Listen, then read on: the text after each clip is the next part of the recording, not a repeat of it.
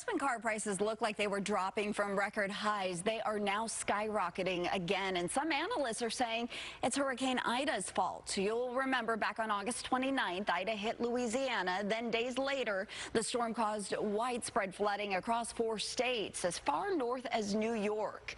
It killed 86 people. Floodwaters ruined hundreds of thousands of cars, including many at dealerships. Car experts say this destroyed already tight inventories and now has put a sudden demand on cars. So what happens to all of those cars that were flooded out? Well, they can get resold to unsuspecting buyers. So this morning, Jess is talking to the experts who were sounding the alarm on flooded out resales. Jess, you'd hate to buy a car and then realize, oh boy, this car was underwater. This car was in a really tough situation.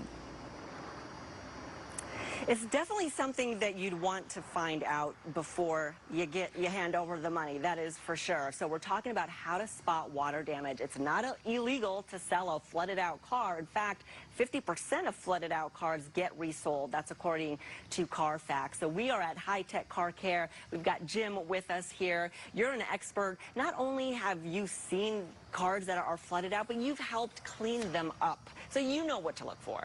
Right. To clean one, you really have to disassemble it all the way and dry everything out and put it back together. And it could be good for somebody, but you'd like to know ahead of time. Right. If they're honest and told you it's in a flood, hey, take a look at it, get a good deal on the vehicle. And a lot of people don't follow the rules. So you're saying it's got to show up on the title.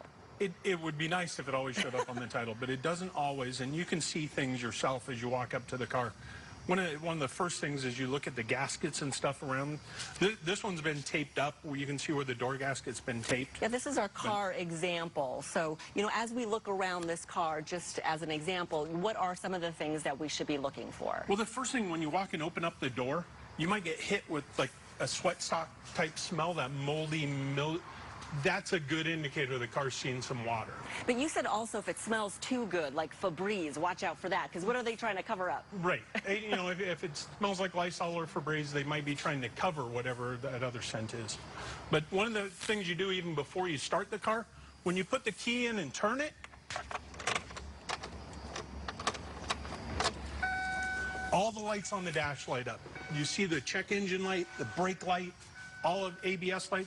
All of them should do. That's a self-test. And water can get into those components you were saying. Or into the computers and stuff. They're usually mounted a little lower, not up high on the dash. And so you want to look for dirt, you want to look for moisture, check for rust, those types of things. Right. And some of the best places to look are underneath the seats and in the crevices, because they're really hard to clean out.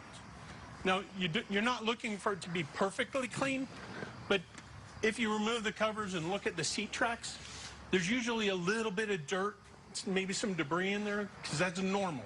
If everything's pristine cleaned, that makes you curious too, and you want to look a little deeper. You can look on the underside of the vehicle. You can actually unbolt the seat to look for rust and things like that. Thank you so much, Jim. A lot of good information. So if it's too clean, beware. If it's not clean enough, beware. And really the bottom line is, for a flooded out car, if you're going to buy one, just don't pay full price for it. You want to pay less. That's definitely for sure. Got to be your own private investigator. Thank you, Jessica.